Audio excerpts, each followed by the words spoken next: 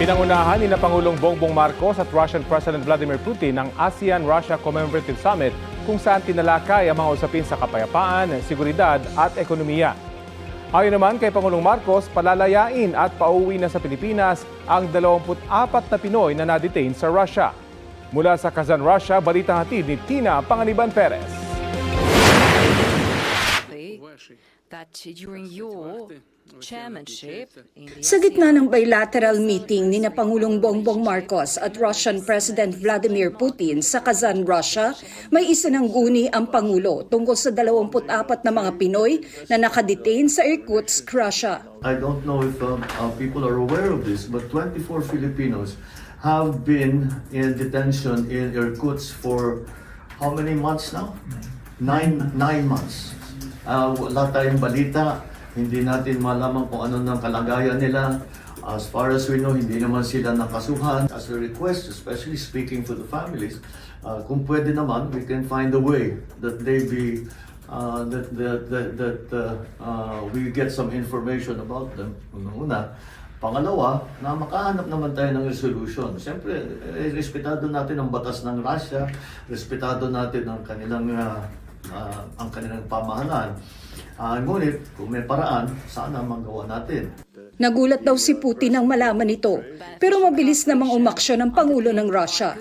Noong nag-bilateral meeting kami ni President Putin, binanggit ko ito. At nagulat din siya, sabi niya, hindi ko alam yan. Pag-aaralan namin, tignan namin ang nangyayari. Sabi niya, nakita na namin yung sitwasyon. We found out where the 24 Filipinos are. We found out what the problem was with their case, with their situation. And first of all, he said, they have not been charged with any wrongdoing, but they have still been kept in detention for 9 months. Ayon kay Pangulong Marcos, posibleng biktima ng illegal recruiter ang mga Pinoy. Ang naging problema nila was immigration. So sabi ni President Putin sa akin, sabi niya, hindi naman sila ang hinahabol namin. Hinahabol namin yung mga illegal recruiter. Yun ang kinakasuhan namin. At saka yun talaga mabigat ang kanilang kaso sa akin. Bale victims of human trafficking, sir? Yes, something like that. Ang magandang balita, ayon sa Pangulo, ire-release at ipapadeport na ang 24 na Pinoy at inaasahang makakauwi ng Pilipinas bukas. Wala nang ibinigay na dagdag na detalye kung taga saan ang mga Pinoy na dinetain sa Russia. Kahapon nagbukas ang ASEAN-Russia Commemorative Summit sa Kazan Expo International Exhibition Center. Kabilang sa mga naging prioridad sa summit ang kapayapaan, seguridad at ekonomiya ng ASEAN at Russia. As we mark this milestone, the Philippines would like to highlight 3 priorities that should animate our cooperation in the years ahead.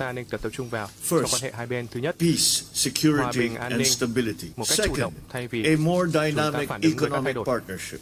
Food and energy security deserve a particular attention, as these are the foundations on which broader stability rests. And third, perhaps the most enduring, is our people. Mula po rito sa Kazan, Russia, is Kasani Rosia. Tina Panganiban Perez, Reportage, GMA News.